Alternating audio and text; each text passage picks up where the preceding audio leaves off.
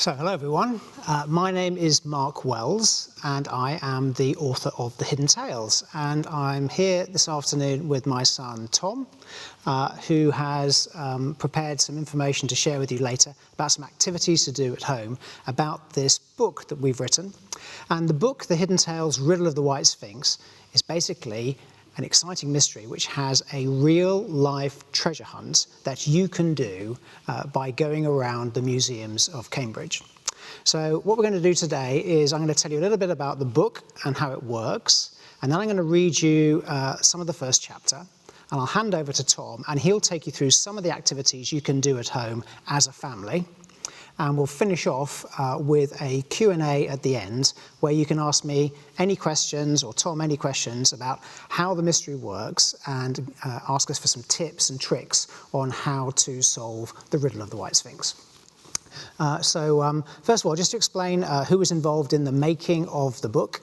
So I wrote the book, so I'm the author, and I had two collaborators, Sorrel, who you see there in the middle of the picture. So Sorrel May, she actually was the person who came up with the idea about doing a physical treasure hunt. In the times of sort of digital technology, we both remember a book called Masquerade when we were children, where you could actually read this book and actually solve the mystery and find a golden hair hidden somewhere in the UK. And Sorrel came to me and said, could we do it today? And we thought we'd give it a go. And so what we have done is we have hidden a golden keyhole somewhere in Cambridge for you to find. And then we invited a good friend of mine, Jennifer Bell, and you see her there. And Jennifer is a fabulous illustrator, and she has done the illustrations for the book. And these illustrations are packed full of clues for you to help you in the mystery. So how does the book work? Well, the way the book works is you read the book from cover to cover. There's loads of clues in the text. You look at the illustrations, and we'll show you some of the illustrations in a moment. These illustrations actually contain a secret code that you have to decipher in order to solve the mystery. And then, taking your book with you, you can go and visit 7 museums in Cambridge. And after visiting those 7 museums, you should be able to work out where we have hidden that golden keyhole. And anyone who gets the golden keyhole, finds the golden keyhole, there is a message written on it in a special secret code. And if you send us the coded answer, then you will have solved the riddle of the White Sphinx, and you will get a certificate, and more about that later. So I'm going to start by showing you a little bit about what's inside the book. So the first thing I was going to show you really was this. This is the treasure map that we've got inside the cover of the book. And the treasure map includes, obviously you can see the locations there. It's the centre of Cambridge. And you can see some of the key buildings there and the street names. But there's also some keyholes marked on the map. And those keyholes are, in fact, the locations of the 7 museums you have to visit. And one of the things you have to do in reading the book is try and work out which museum is which, okay? So you can actually visit those and try and solve the particular clue that's hidden in that museum. And to help you identify those museums, Jennifer Bell did us these wonderful illustrations. So here's one of the illustrations in the book. Each chapter is about each museum, and each chapter has its own museum illustration. So for those of you who are familiar with Cambridge, you might know the particular museum that has these dinosaurs in. So that's the first clue. You go to that museum, and actually in that illustration there are a number of objects that will lead you towards the particular thing you need to find in that museum. And you'll also notice there's a message in that illustration, and that message is written in a very strange script, and Tom will explain how that works later on. And the final thing to say really is that when you go to these museums, or if you go to these museums, and you show your book, there is a page at the back of the book which has this illustration on it. It's called the Museum Passport page, and you can sign it with your name, and if you show that at the front desk of each of the 7 museums that you need to go to, someone at the front desk will stamp your book, and you see the 7 stamp locations there. You collect all 7 stamps, and each stamp contains a word. And those 7 words spell a sentence that gives you a very big clue as to where the golden keyhole is hidden. So that's about it from me at the moment in terms of what's inside the book. I thought the next thing to do really as the author is read you a bit of the opening chapter. So let me do that for you now. Now you'll notice that the book is a hardback book, and the reason it's a hardback book is it's going to get taken hopefully all around all these museums, so it's going to take quite a bit of pounding, and mine has been around all the museums and it's looking pretty good still, which is good. So chapter 1 is a hidden message. Nina stared up at the lion, whose large head looked down on her with cold, hard eyes. Enormous paws curled over the edge of the wall, each one heavy enough to crush her.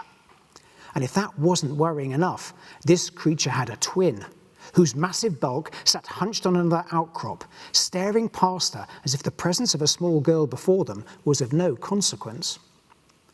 "Hey, Nina!" Turning, she saw her brother Leo standing some distance away by the bike racks.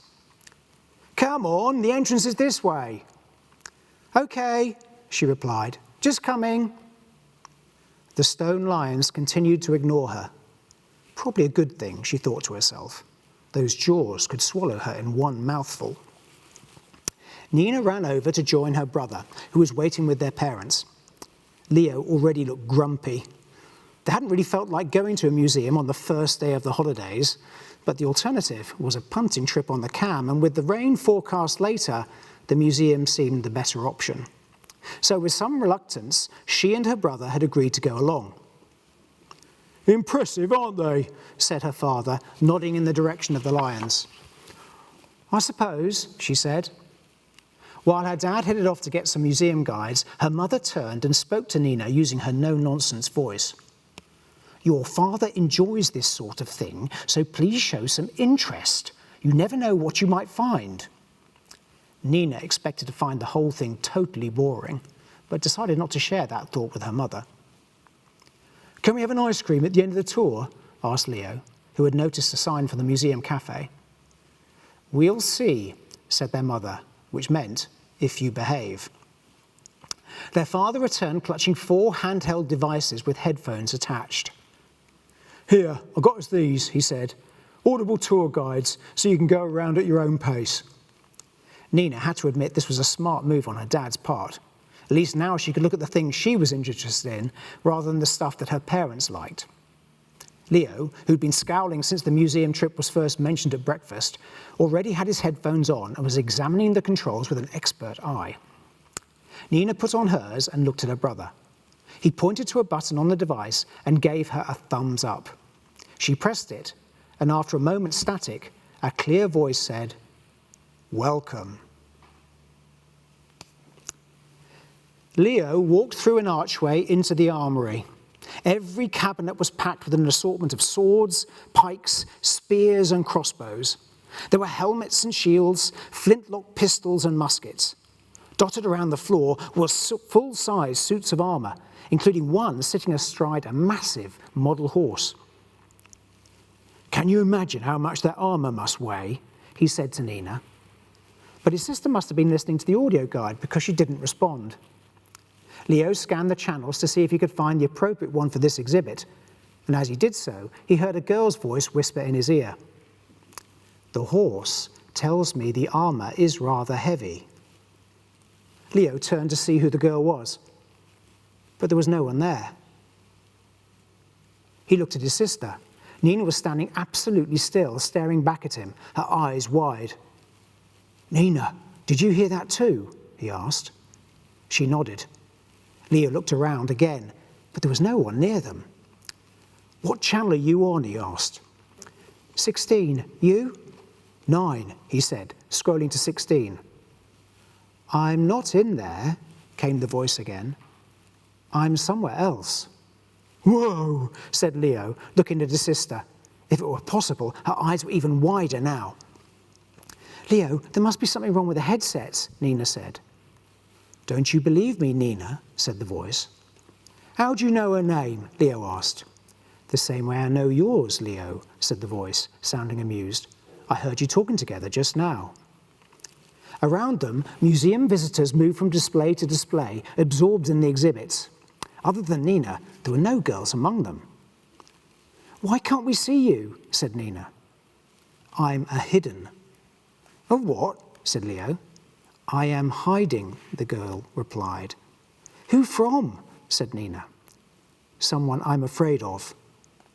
"Who?" said Leo, feeling his pulse quicken. There was a pause before the girl replied, and when she did, her voice was almost a whisper. "The Keeper." There was something about the way she spoke those words that sent a chill through Leo. "Who is the Keeper?" he asked. "The one who seeks me here." Leo glanced around at the sightless helmet staring back at him. "Where exactly are you?" he asked. "I can't tell you. If I do, the Keeper will find me and the others." "Others?" asked Nina. "I'm not alone. There are 7 of us." "There are 7 of you here," said Leo. "Not here, in the other portals to our world. Places like this that hold secrets from the past." "What sort of secrets?" asked Nina. "They're not something bad, are they?" "No, nothing like that.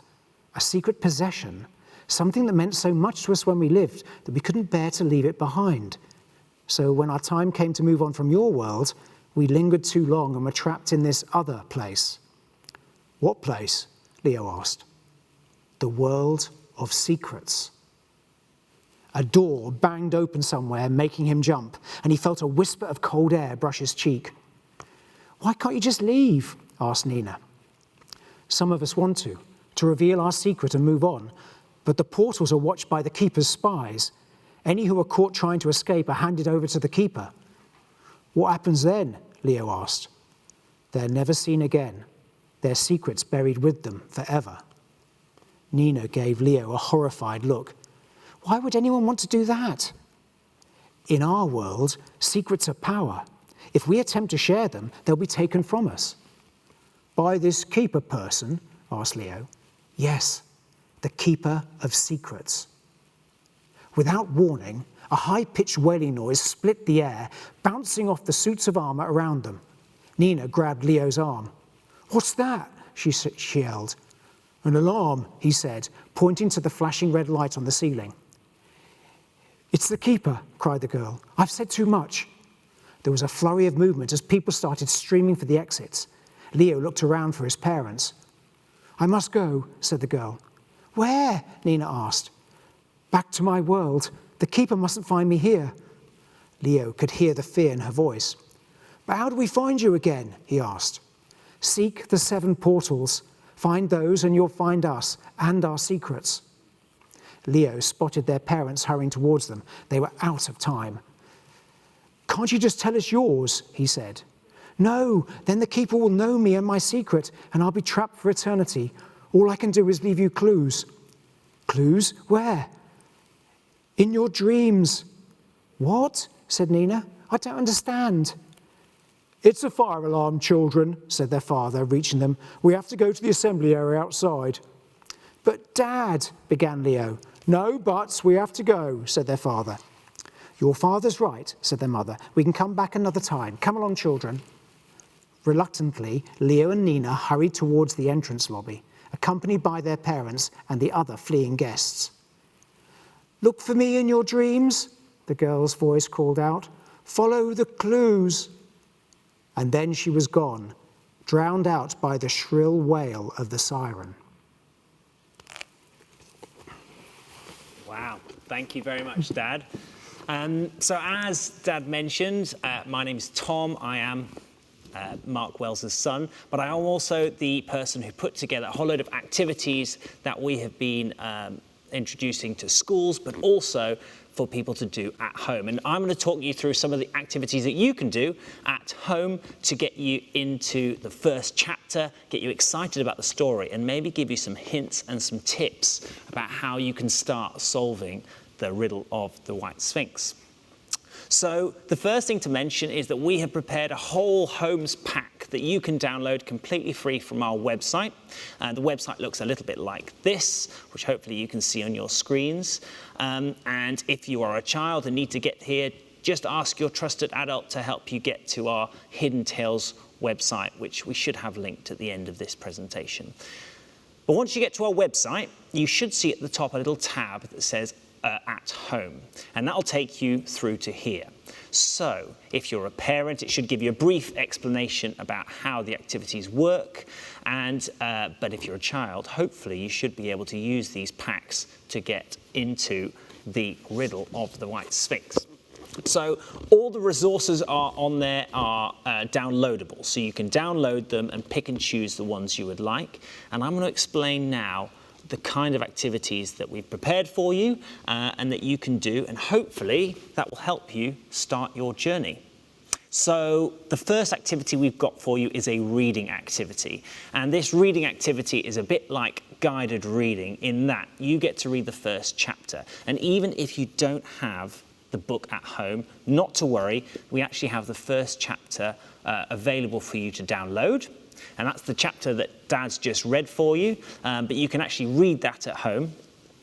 And along with that, we've got a whole load of questions and sort of points to look at whilst you're reading that first chapter, to start teasing away some of that information that might give you clues as to where you need to look. And as Dad mentioned, you need to first find whichever museum we're talking about. Now, some of you may have noticed in that first chapter, you may have heard some clues, maybe some mention of 2 large statues outside the museum. And if you're from Cambridge, you might already know which museum that is. But those sort of clues are the things you're looking for. And then once, of course, you visit the museum, you need to know where in the museum to go. And that's the kind of information that you might be able to pick up from that reading activity. And we'll sort of take you through some of those questions to point you in the right direction. And then the second activity we've got is related to the illustration. Now, as Dad mentioned, Jennifer Bell is the incredible artist who's done all the illustrations in the book, and each chapter has got an illustration full of clues. And here we have the illustration for chapter 1, and you'll recognize, for example, the knight that was mentioned so far. And the great thing about Jennifer Bell's style is that obviously it's extremely realistic, but she's also taken a lot of care to make sure that everything in that image is accurate to those museums, because the picture is full of clues and is almost like a bit of a guide that will help guide you to where you need to go in the museum. So the activity that we've got for you is to help you look at that image blown up so you can see it nice and big, and it gives you some things some clues to pull out and see if you can find the information you need to find. And we've actually done this activity with lots of people at home already, as well as in schools, and I was amazed just how much information they can get from that image. And then if you look carefully at that bottom left-hand corner, Dad did mention that there was on each page a little note. And if you look carefully, you'll notice that it's not written in any kind of language we know, and that's because it's written in the secret hidden language. It's a language written by the hidden. So the activity we've got is a code-breaking activity. And I don't know about you, but I love cracking codes. And this whole activity is about trying to work out what might be written on this piece of paper. And you'll need to do this in your book so that you can solve that final riddle that's hidden by the keyhole, the golden keyhole at the end. And we're going to give you some tips and some advice on how you can start to crack some of this code. And then after we've got with the code rather, it's really important that you keep an eye on what actually those letters are. So if I give you I'll give you a little insight into it. So once you've got those letters, you need to write them. At the back of your book, you've almost got an empty page, and you want to write down all those letters, what you think those symbols might mean. And then by the end of the book, you should have that almost completely filled, and it'll help you solve that final riddle, as I mentioned. And it's a great activity. We've got lots of other resources on there, so you can write your own riddles and your own codes for your friends. Maybe they can have a go at trying to read it. There's lots of activities that you can do with it, and to be honest, it's one of my favourite activities. I think my favourite activity of them all is the activity that's been created by Jennifer Bell, the artist. So Jenny is brilliant, as you can see, and she has put together an activity pack to do with the actual illustrations. And she's created some activities where you can learn how to draw some of the characters from the story. So she has put together some resources that you could go through, and she takes you step by step through on how to draw, for example, the Sphinx and some of the other characters, the mouse. And it's really, really good for any budding artists out there as well, because you might find those techniques are useful for any other drawings. So I won't go into too much detail about, I think, any more of those activities. That's the kind of activities that you could do at home. We highly recommend them. We've had lots of people doing them already, and it's all free and downloadable from our website. One thing I would say, though, is these activities are great ways of almost practicing what you need to do in each chapter so that you can solve the riddle. So it's a great place to start. Have a go at some of the activities at home, and then once you get your book, if you don't have one already, you can start on your adventure. I think that's enough of me talking. I think it's probably worth maybe hearing the next part of chapter 1 and introducing one of the main characters of our story that we haven't quite met yet. No. Thanks, Tom. That's great. And as I said, I hope you enjoyed those fun things to do at home. So let's read a bit more from chapter 1. So the children have now run from the museum. What I'm going to do now is see what happens in the museum after the children have left. The mouse darted behind the suit of armour and scurried across the floor. Her black button eyes spotted a gap in the forest of moving legs, and she dodged between the stampede of humans. Reaching the edge of the room, she raced along the skirting board, her nose sniffing the air for the scent of her point of entry. Up ahead, she caught the telltale smell of the other world seeping through the hole behind a display cabinet, and she sped towards it, aware that another presence would be able to sense it too. In her peripheral vision, the mouse saw a feline shape bounding towards her.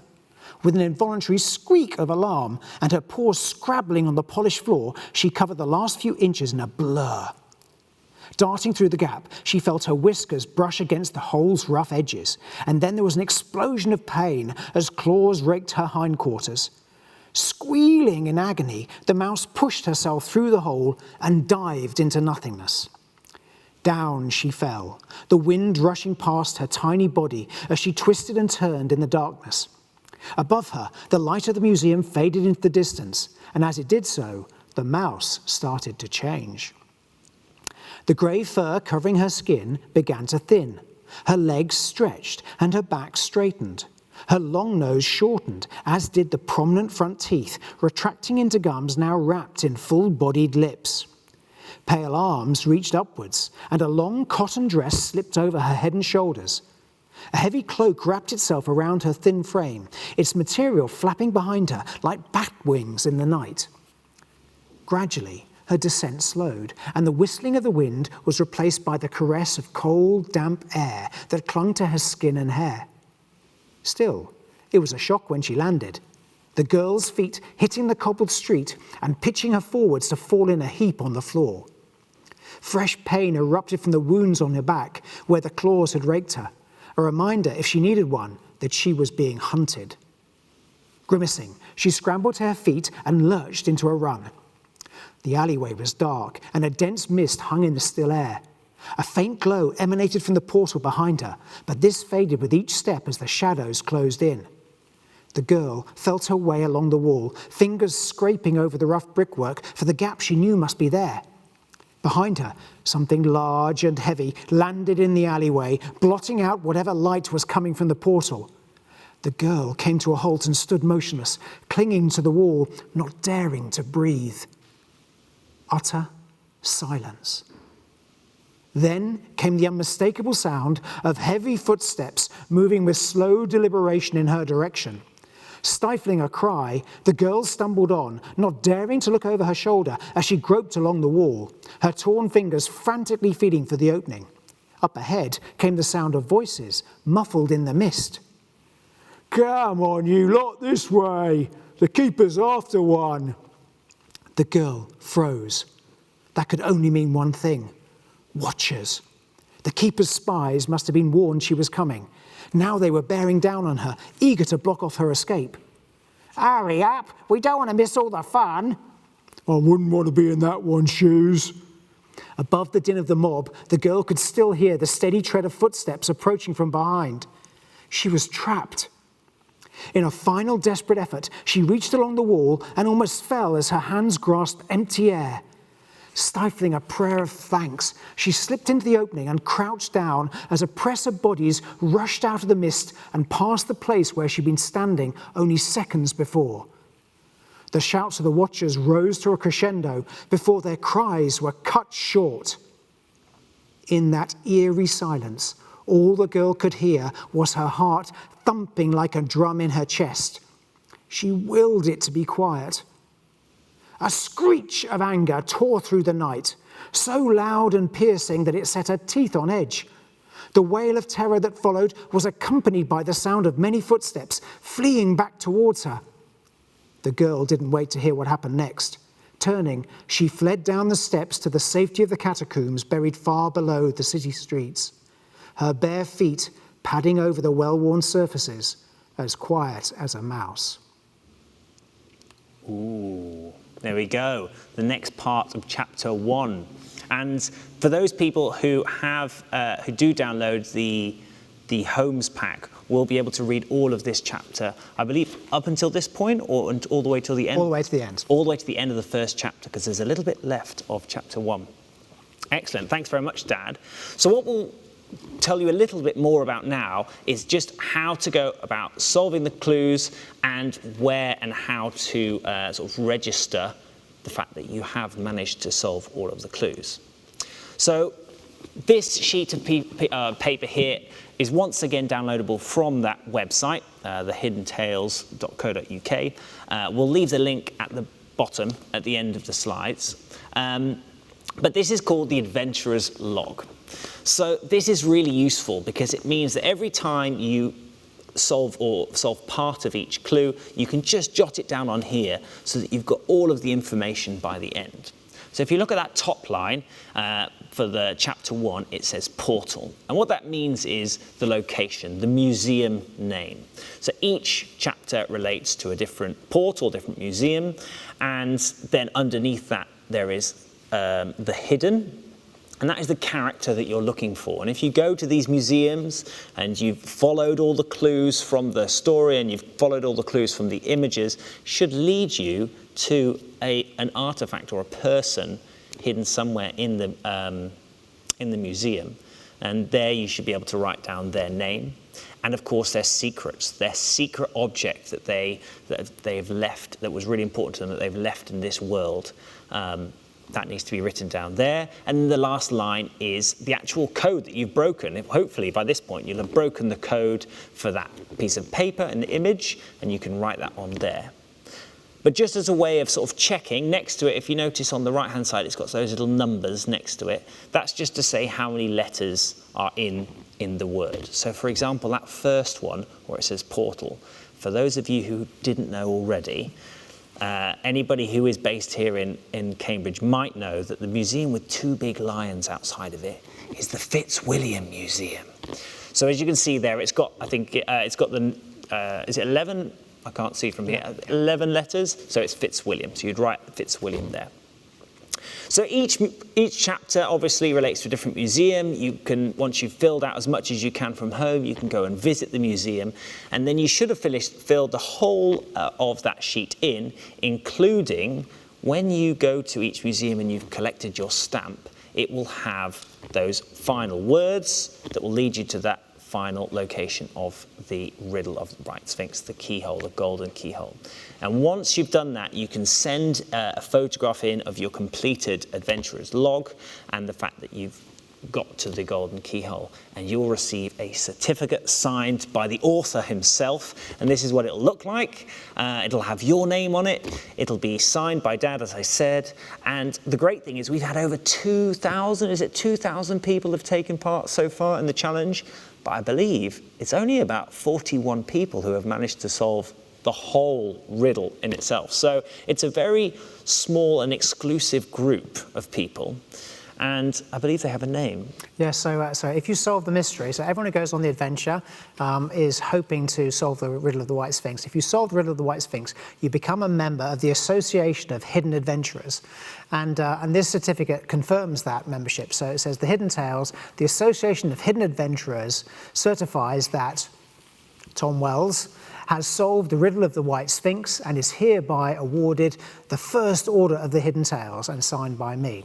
So if you become a member of the Association of Hidden Adventurers, you get this certificate. We abbreviate it. We sometimes call the association the AHA Club. Yeah. And actually one of the things we like people to do is when you're going around the museums, if you find one of the hidden, if you find their artifacts and know who they are, it's traditional as a member of the association to call out AHA, because actually you're well on your way to becoming a fully fledged member of the Association of Hidden Adventurers. Does mean, of course, if you're in a museum and you hear somebody shouting, aha, maybe head towards them, because they might have just found the location of one of those secret characters. And I have to say, I was in actually that Fitzwilliam Museum one afternoon doing a talk, and I did hear in the distance someone shout out aha, so actually it was someone solving the mystery. And as Tom said, 41 children so far have solved the mystery, and I've had a couple of photographs here. So here we've got Thomas and Joseph on the left there, and Ethel. These were three of the first children to solve the mystery. So they went round, they read the book, they looked at the illustrations, they cracked the code, they visited the museums, they got their stamps, they found the golden keyhole. And when you find the golden keyhole, you can't actually remove it, because that would be the end of the mystery for everyone. So when you find the golden keyhole, what you do there is you actually will find there's something written around the golden keyhole. And the thing that's written around it is not written in English. It's written in that hidden script. So you can really only solve the riddle of the White Sphinx if you've cracked the secret code. And so what you do then is you email to me, and in the book is the email you send it to. You email to me what you think the message says, and if it's correct, I'll get you to send me a photograph of you with your completed museum passport page, and I'll send you a certificate welcoming you to the Association of Hidden Adventurers. I think you can even see, I think Ethel there on the right, she's got her certificate, it's already arrived. So she's there, the proud member of the AHA. Yeah, absolutely right. So yeah, it's quite an exclusive club, but hopefully those of you watching today will be able to get down to Cambridge sometime and will be able to solve that mystery and actually also get your certificate. So to do that, really, you do need to get yourself a copy of the book. And the book is available at all the local bookshops here in Cambridge. So you can get it at Heffer's Bookshop in Cambridge, Cambridge University Press. Obviously, the Cambridge Museums will sell the book as well.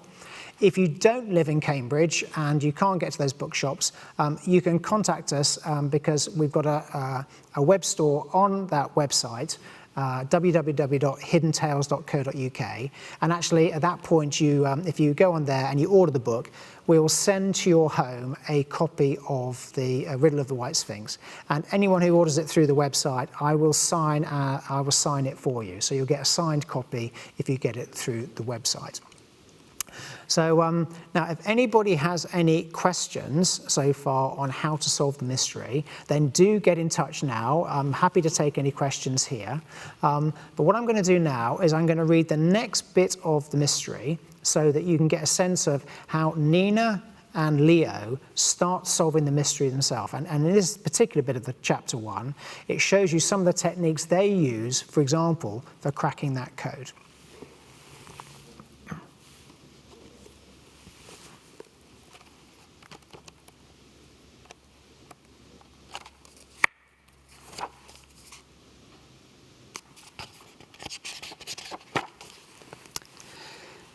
Nina was woken the next morning by a sliver of sunlight that drew a line from the gap in her curtains to the duvet tucked under her cheek.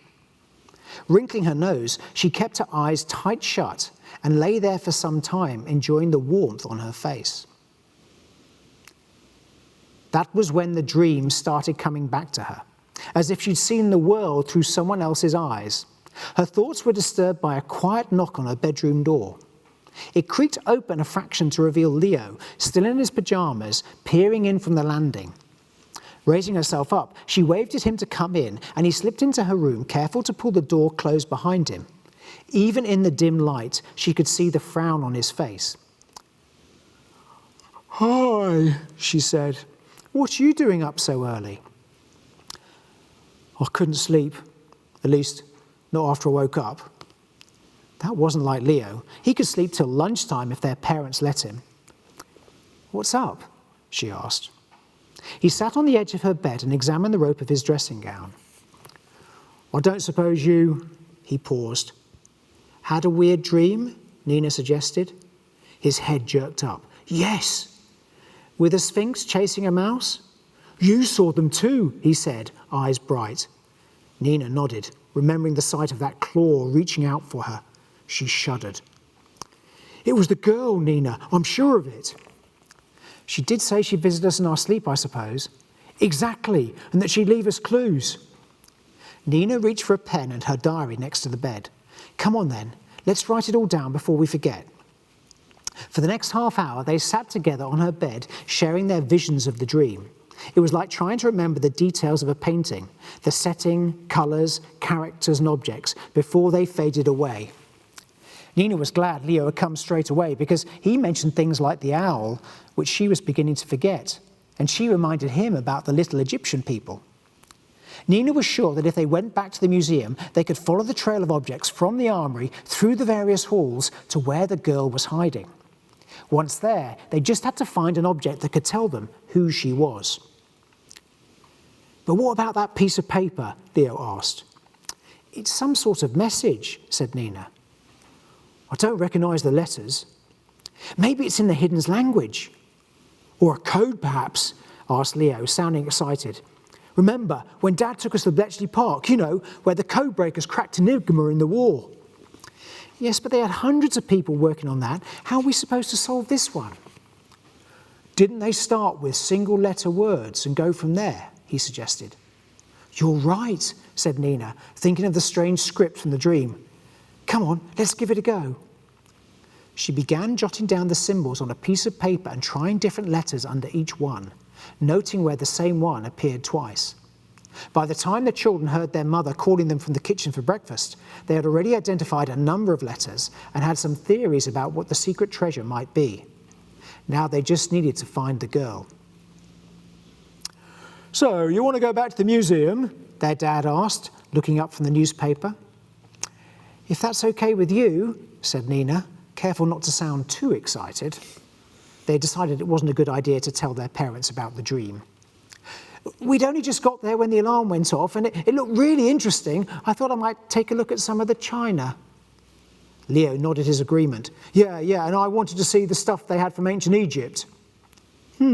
Said their father, looking from one to the other before turning to their mum. "What do you think? I'll be happy to take them if you have things to do." She studied them over her cup of coffee. "I don't see why not, as long as you're all back in time for lunch." "Oh, we will be," promised Nina, getting up. Leo rose too, leaving his toast untouched. "Thanks, Mum." Nina felt a buzz of anticipation as she headed for the door, exchanging a look of excitement with her brother. Neither had any understanding of the dangers that lay ahead. If they had done, they might not have been so eager. So, there you go. And I think we've had some questions. So the first question is, do you need the book to solve the mystery? Well, you probably need the book to actually go around the museums. You can solve quite a lot of the mystery at home using Tom's activity pack. I think you can actually solve quite a bit of the code if you get good at that code breaking. But yes, I think if you really do want to solve the riddle of the White Sphinx, you probably need to collect those 7 stamps in the back of the book. Because if you do that, then actually they give you a really big clue as to where to find the golden keyhole. The next question we had was, can you do it all in one day? What do you think, Tom? I think it'd be tough to do it all in one day. However, Cambridge, as you may know if you're from Cambridge or if you've been to Cambridge before, is a small city. So you can definitely do a lot of them in one day. So you might be able to do half in one day. And they're not too far from each other. There's some of them you can literally walk to each other in a few minutes and get a few done, maybe in the morning or an afternoon. I think to do all of them, you probably need 2 days Yeah. at least. Yeah. And it is worth mentioning that they do all have different opening hours. So before you visit, it's definitely worth just looking online to see what time they open. There are, I think, 1 or 2 that may not open on certain days, for example, the weekend. So you just need to double check that. But it's a great activity in the holidays especially. During weekdays is even better because I know they're all open, more or less all weekdays. But yeah, maybe 1-2 days. And we did it over multiple weekends because I've had a go at trying to crack all the codes as well. So another question we had was, do you have to pay to go in the museums? And the answer to that is, I think there's one museum that charges, but if you go in there with your copy of the Hidden Tales, then the person carrying the copy of the Hidden Tales gets in free. Okay, so I think it's just, so it's free, all the other museums are free, they've all got great access, and they will recognise you if you're one of the 7 museums. If you've chosen the right museums, they will recognise you when you come in with your book, and they'll be very happy to stamp them. And as I said, I think they're all free, and even the one that does charge, the person carrying the book gets in free. And the final question here is, oh yeah, so someone asked, where do we get the stamps in the museums? Yeah, so the stamps, it does vary. There is a front desk in most museums. In some cases, you might have to ask a member of staff. They're all aware about the Hidden Tales. It's been going now for over a year, and so they've all been like stamping books. So if you ask a member of staff and say you brought your Hidden Tales then, you'd like to get it stamped, they'll take you to where you need to get it stamped. And it's worth getting the stamps in the right order. So if you get there, go to the first museum, get that first stamp sort of like at about at the 7 o'clock position, and then you work your way around in a horseshoe because each stamp is in sequence, and so it is much easier to read that sentence if you get the stamps in the right order from 1 to 7. Good, okay, so I've got one more bit to read, because as you'll remember, the girl actually escaped, well, when she came out of our world and she fell through the hole, she turned from a mouse back into a girl and landed in the world of secrets, and then ran down the alleyway and was cut off by the watchers with the keeper coming behind her, and she slipped down into the catacombs to escape. And what happens now is I'm just going to read the final bit of chapter 1, because this is what happens to the girl when she goes down into the catacombs. And you may not know what catacombs are, but basically it's like an underground graveyard, okay? So it's actually underneath the ground, and all the graves are in this underground graveyard. And here she meets the other big hero of the story, who is one of my favourite characters in the story. So I'm just going to read this for you, and when I finish reading this, we're then going to show you a really exciting video to finish off. So, and that will be the last thing we do. When the video's shown, that will be the end of today's event. So I'd just like to thank Tom for putting the pack together for the at-home activities, and I hope you enjoy them. Yeah. Yeah, it was good, and I have to say thank you all very much for coming and joining us today. I think it's a great fun activity for everyone, and hopefully this final bit will get you ready to go out on this Hidden Tales adventure. In a dusty cellar concealed deep within the catacombs under the city, the girl sat on the upturned back of an empty coffin. In the dull orange glow of an oil lamp, she stared at the bandages covering her torn fingers. Next to her squatted a much taller figure, his broad shoulders hunched and his head bowed to avoid disturbing the cobwebs that hung from the ceiling. "I'm going back, brave bird," she said. "Are you sure you're strong enough to travel?" he asked. The girl flexed her back. The claw wounds were still painful, but she could move freely. "It's time. The children will be looking for me." She looked up at him. "Last night, I visited them in their dreams and laid out a trail of clues." "Did you give them enough?" She shrugged. "I couldn't show them too much, or..." "The keeper would have found you." She nodded. "But I did leave them a message telling them what I am." She saw the look of alarm on his face. "Don't worry, I wrote it in the script of the Hidden." "How will they know what the symbols mean?" he asked. "If they're clever, they'll work it out." At least, that's what she hoped. "And your secret?" When they find me, they'll see it, she said. Her fingers strained towards her throat before she noticed what she was doing and returned them to her lap. Brave Bird didn't say anything and instead looked down at his massive hands. "If we're going to break the Keeper's power," he said, "the children will need to find all of us, not just you." The girl knew he was referring to the cipher, the prophecy that was known to all the Hidden, despite the Keeper's efforts to suppress it. 7 souls to find a key, she began.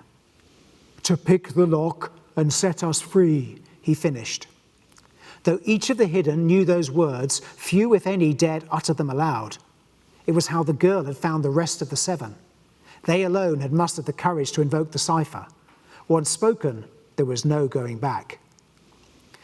"We do it one at a time," she said. "Each of us will use a different portal. The Keeper can't keep an eye on all of them at once."